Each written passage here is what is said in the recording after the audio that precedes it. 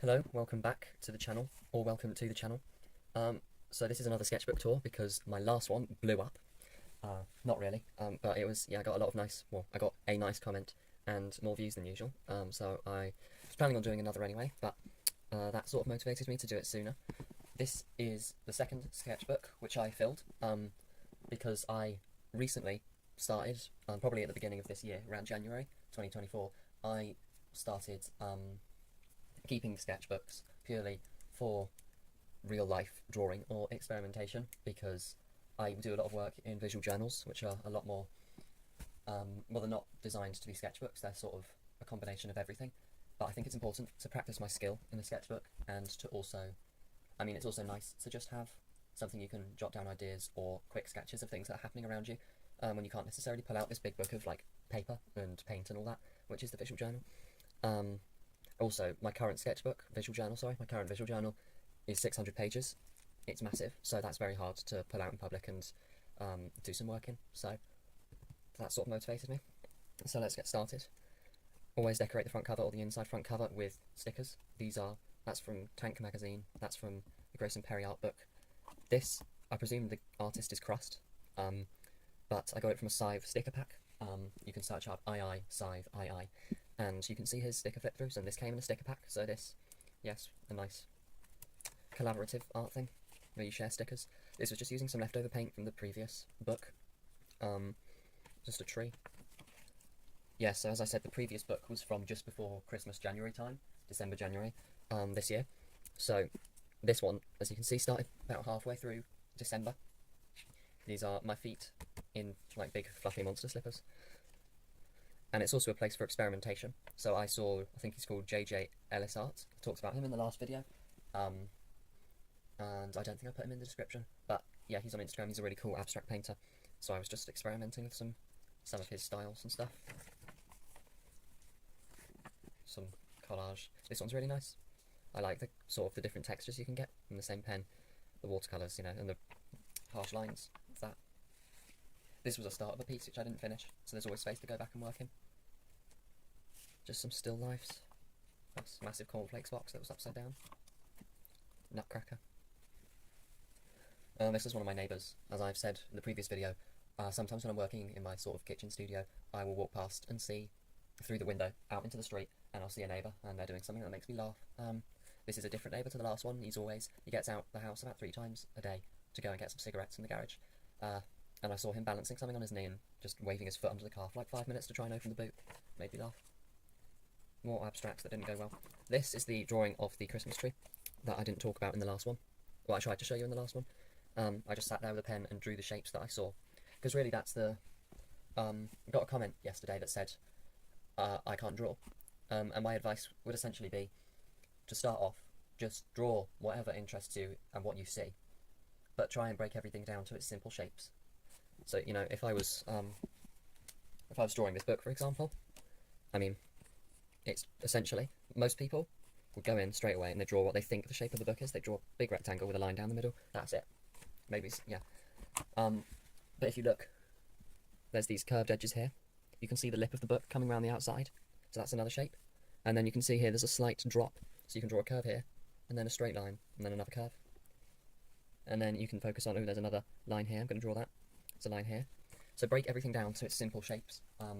Break everything down to purely what you see. Don't worry about whether it looks realistic or not. Just draw exactly what you see.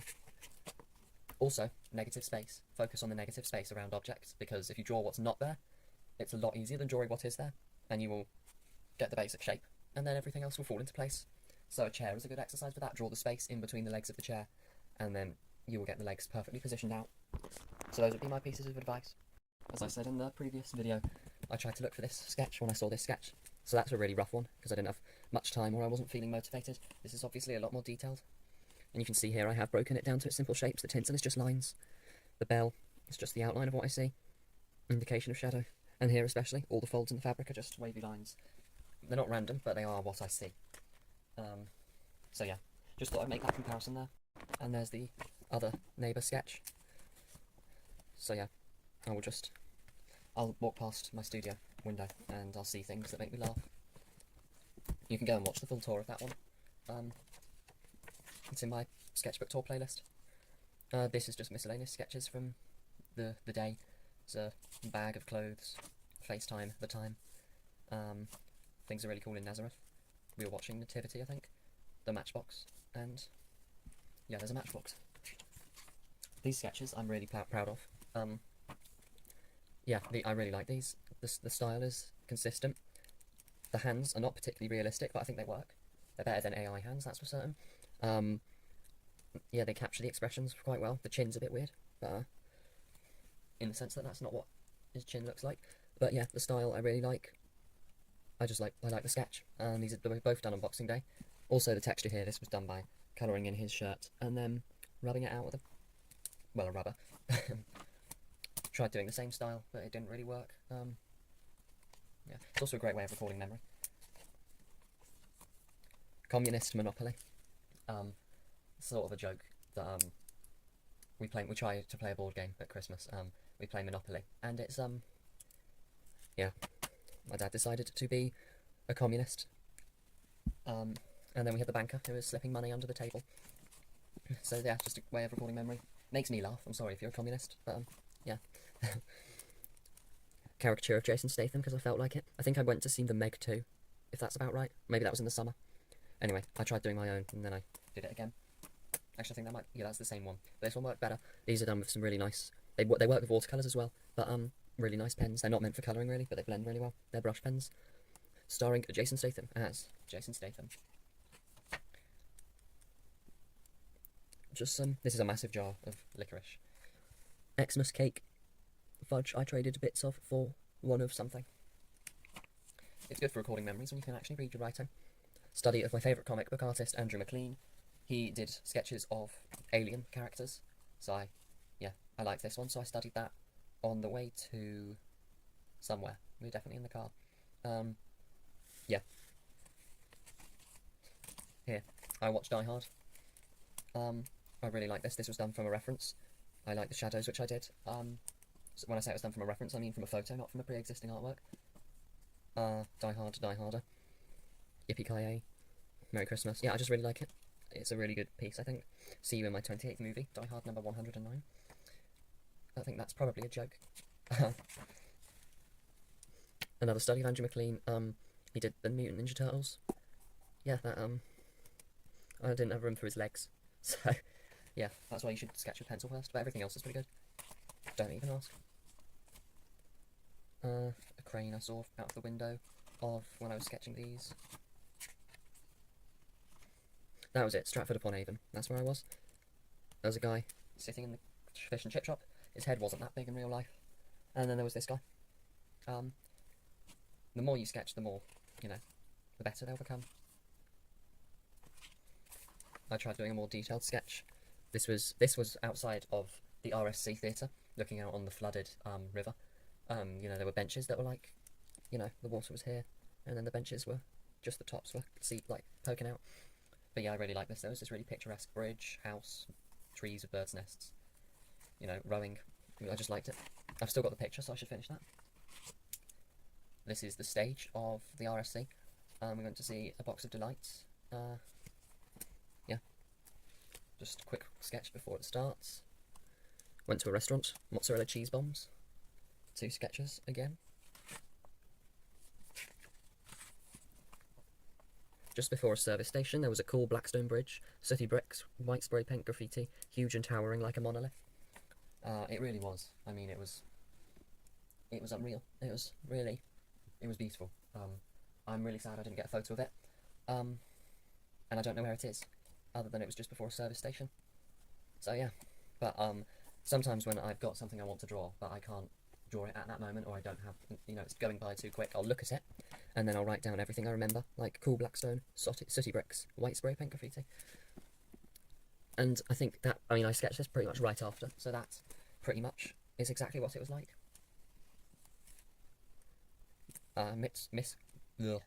Mishmash of different landscapes on the way back from Stratford-upon-Avon. Having fun with the brush pens, trying not to be too, trying not to be too, I don't know what the word is, precious about the aesthetic of the landscapes, I guess. imagined party hat. That was in here. One thing I hate about this is that it's so non-linear, so I can't find anything. That's the only complaint I have. Imagined party hat. Fictitious party hat, sorry. Another tree, but I didn't, I had some space, so... I like Christmas portraits because there's something amusing about people going about their daily business doing normal everyday things with paper hats on their heads. Yes. And these sort of bits of writing and quick sketches can be the basis of projects. So, I could do a whole series of portraits with people in normal situations, but with party hats on or wearing weird clothing. My uncle on a FaceTime call, a caricature. Every room is my panic room, he said. I'm not going to show you what he really looks like, but that is spot on. More studies of McLean. I scoured through one of my favourite Headlopper books, and I found frames that I liked.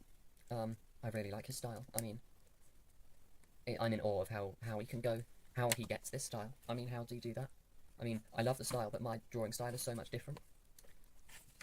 I think I'm a lot looser. I guess that I'm a lot looser, yeah. So I think I don't really have the patience for doing these myself at the moment.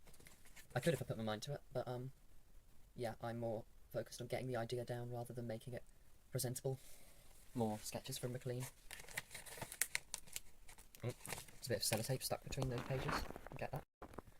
This was a study of a Grayson Perry fox from one of his art books, and I'm going to put a picture on the screen now of the Grayson Perry fox. I've written underneath this picture, Space Barbarian Mars. I know that Mars is a comic book which Andrew McLean had something to do with. I don't know what Space Barbarian is. Maybe it's one of my ideas, I don't know. This is a, this is a photo, obviously. A Polaroid photo. Inspiration walls. This is something I used to do. I might put a few images up on the screen now, but it's something that I used to do with, the, pieces of material I found, photos, magazine papers that I really liked, and I hang them all up on the wall. I also did it when I went to London, got inspired by the stuff in the tape. Yeah, and I put all my artworks up on there. Study of Andrew McLean again. Study of Andrew McLean.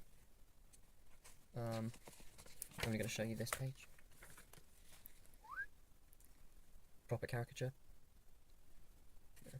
The next page was a mind map. I can't let you see my secret project ideas. Ricky Baker from my favourite movie, Hunt for the Wilder People. He hasn't got a mouth in my drawing. Yeah, that really works. I was working with limited colours, and I was quite afraid to do skin in this sort of, because I didn't have a skin colour or like any shades of skin, so I could only do what I did, what I was taught when doing skin like mine. I was told to mix red with a tiny bit of red with yellow and baby yellow, but I obviously didn't have that, so I just did the red and yellow, and it worked pretty well. I went into a W.H. Smith's and saw a layout on a Huck magazine that I really liked, so I sort of roughly sketched it, word, then words, typeface, reduction, because they say that in the front, and that's how I discovered Munkin Creator, which I will put a demonstration of on the screen now. I'm having a lot of fun with these demonstrations.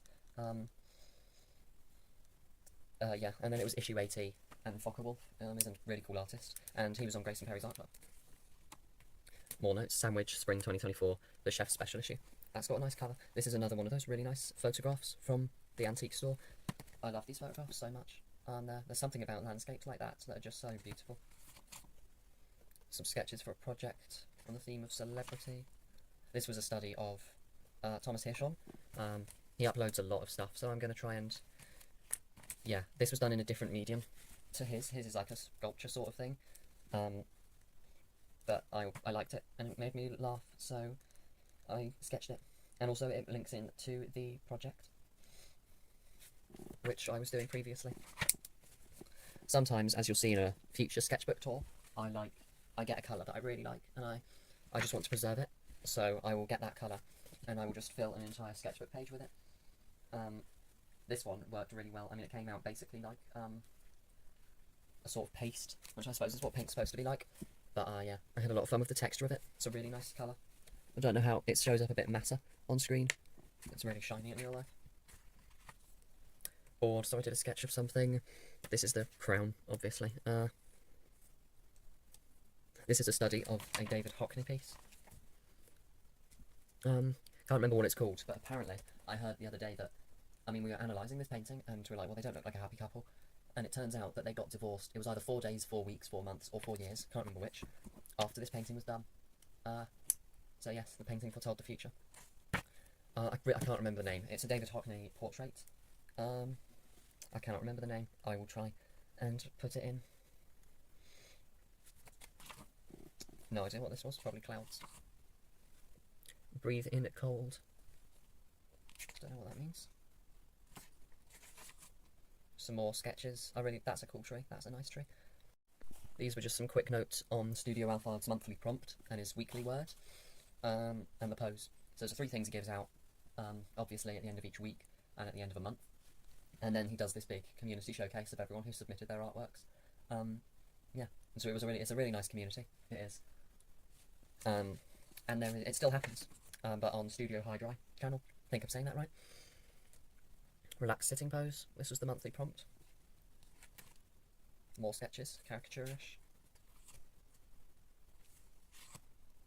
These are some artworks that I saw on Alphard Discord, and yeah, I can't remember. I'm really sorry, I cannot remember the name of the artist. But they posted these really cool, like, fantasy cyberpunk sort of Warhammer-esque coloured pencil drawings. I really like them. They're really nice. So I had to sort of copy the style. So this is not mine. This is not my artwork. This is me studying somebody else's. And there's more squish and crab pose. That's another Studio Alphard. I think it was either this was probably for 365 days of doing streams if we did the crab pose. But yeah, anyway, the crab pose is sort of a meme on the channel, and yeah, it's a funny pose from Pose Maniac. And I wanted to do something really nice for this prompt, so I worked really hard on this. Lots of mediums, surreal. I was reading H.P. Lovecraft at this time. I know he wasn't a nice guy, but I was reading him, and yeah, I had a lot of fun with this. It's really surreal and weird. I love it. Yeah, really proud of that one. And the colours of these pens show up so well on a scanner. Oh, my hands are all more trees. These are the same pens. I don't know what happened here, but something made these colours go weird. Perhaps I was doing it in the dark and went over only half of it. I don't know. Monolith. I wanted to do these sort of simple but surreal fantasy dark images. I really like. A problem with me is I love making these stories, these sort of half-fledged stories and backstories, but they're all taking place in the same world, but there's no grand narrative between them, and I feel there has to be, which I don't think there does. I think I can be just be comfortable with the fact that all these stories exist within the same world. They don't have to be interconnected, because that's what the real world is like, to an extent. We all live separate lives, doesn't mean they're interconnected in any way. But sometimes getting an image out is an easier way than writing something. The Valkyries. I think that might have been based on something as well, but I added my own flair to it. Experimenting with mediums. That's a really nice, I mean, it's not a particularly skillful sketch, but it is. I like the colours. Very David Hockney, sort of. Yeah. That's an image I liked, so I put it in there. I was practicing the font. This was like your typical typeface font. Studying Cindy Sherman, great artist. I wanted to do some more characters, like the ones in the previous sketchbook tour by Brian Henry, aka Lost Control Collective. Wanted to do them like this. So I got an image online. I didn't finish it. There's a lot of blank space in this one. Wow. 2 studies for a shopping trolley, inspired by Lost Control Collective. Yeah, so I was experimenting, I think, to see does it work with thick lines or with just the individual lines, and I think that one works better. I can draw better than this. That's a nice outline. Just getting the basic shapes of a person. The Valkyrie. Really nice character design, sort of inspired by the Howl's Moving Castle scene where Howl is sort of half man, half bird. Ken, don't know, can't read that. Tesco, inspired by Lost Control Collective. I like these, implying colour just through the line. Doesn't have to be filled in. This is another Studio Alphard prompt. Yeah, I really like this one.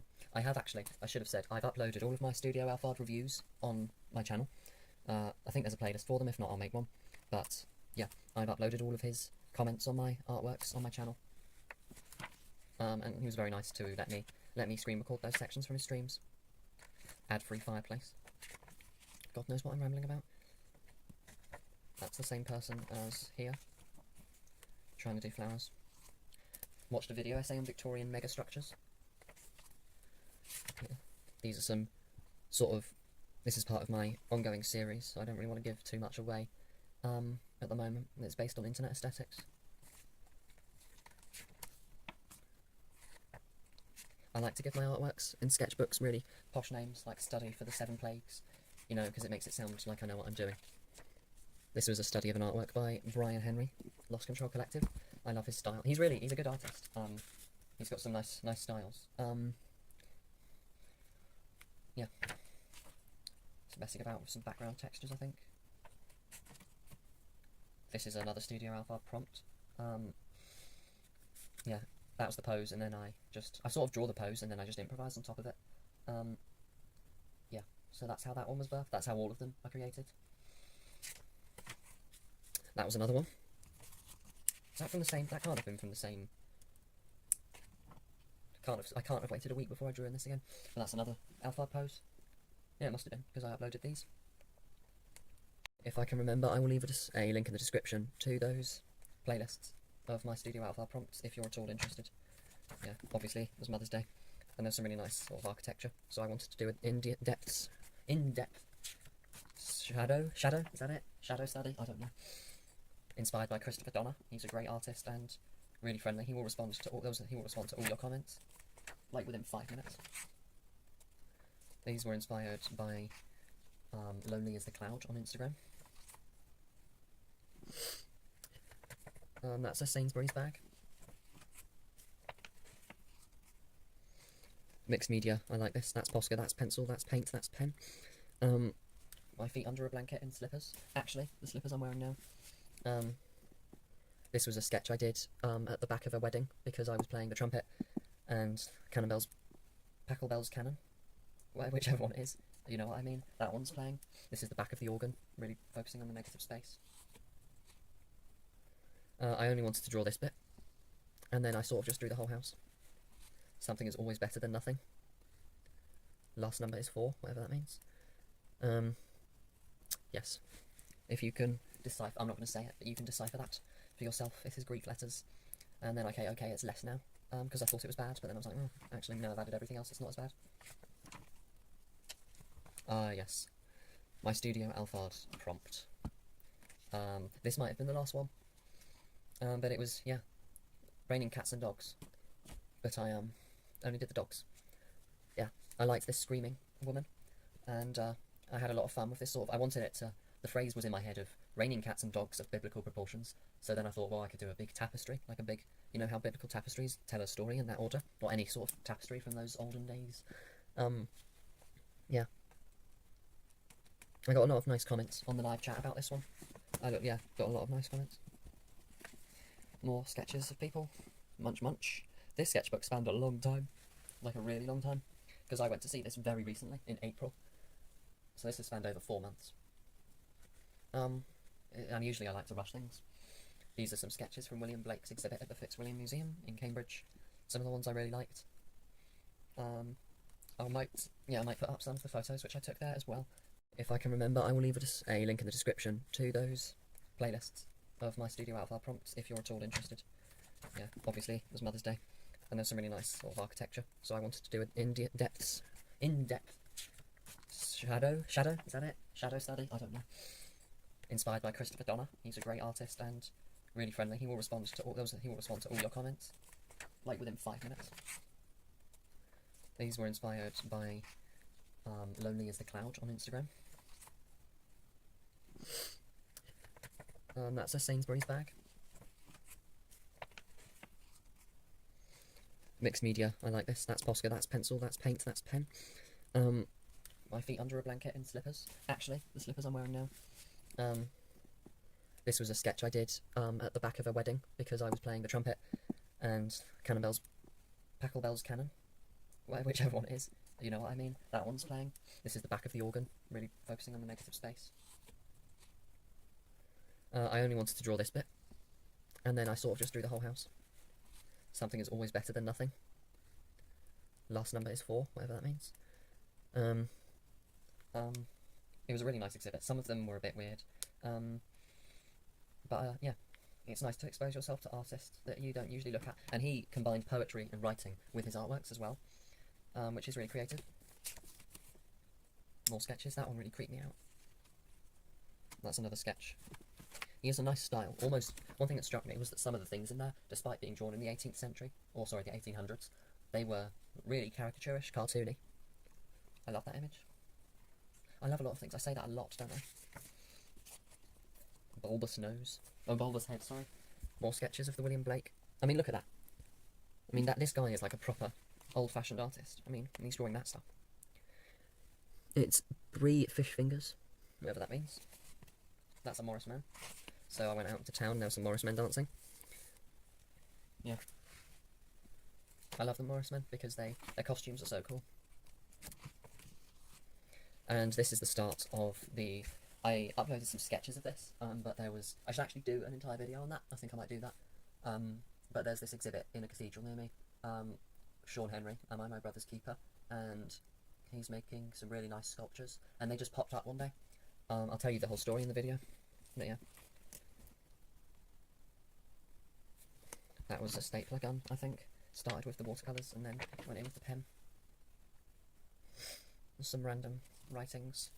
That was inspired by Samuel James Mead, also known as Beg for Cred, but he's changed his handle to Samuel James Mead, his real name now. I wanted to do some really fine point perspective drawing of an airfield, which didn't really work. That was a harp from the Symphonia I was playing in, and that was a gravestone from outside of a brass band I was auditioning for, which I got into. And just to end it with a joke, probably a bit offensive, I didn't write this, but I thought it was funny. Wrote it out here, but it was a bit too scruffy, so I wrote it out again, even scruffier. I used to play the triangle in a reggae band. I used to stand at the back and ting. Goodbye.